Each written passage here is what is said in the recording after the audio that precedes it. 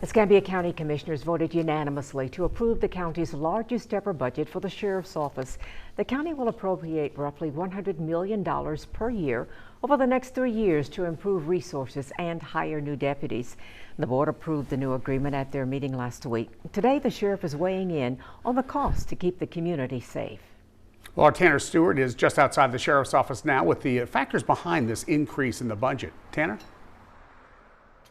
Bob, Sue, good evening. This agreement will address compensation for current deputies as well as manpower issues and bringing in new deputies and overall public safety. This is what this new agreement over 3 years really will help with. The sheriff, county officials I sat down inside here with today, they did acknowledge that the cost is high. It's the highest it's ever been, but they say they're not cutting corners for the price of safety.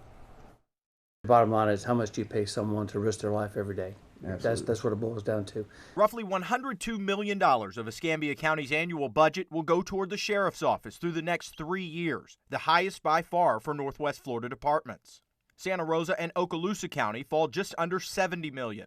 The agreement, unanimously approved by commissioners last Thursday, will allow the agency to maintain solid resources and equipment, though the biggest expense, county officials tell me, is going toward increasing manpower and retaining deputies. From a county standpoint, when you talk to the citizens, they want more deputies on the street, and I think this was a way that we could help the sheriff out, his department, also give him a decent compensation that was fair. Your heaviest cost is always going to be personnel, so you want good deputies, you have to pay good deputies.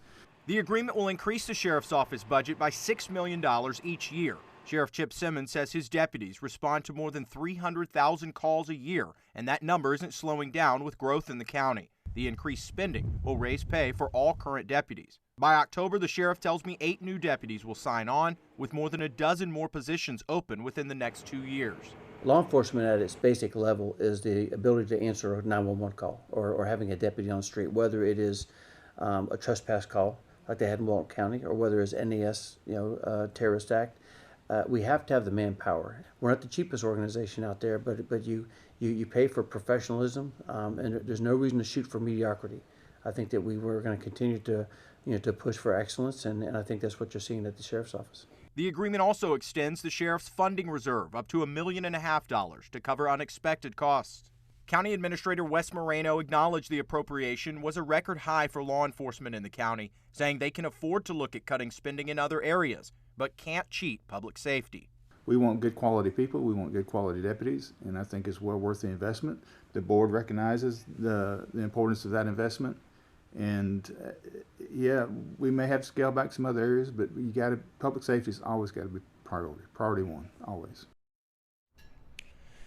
The sheriff's office, along with EMS, fire, and others, do also receive funding from the local options sales tax. Wes Moreno emphasized that many police cruisers and things of that nature are used from that tax, signaling that even though this budget is higher than all of Northwest Florida agencies now, there cannot be enough for law enforcement in our area. Reporting live tonight in Escambia County, I'm Tanner Stewart.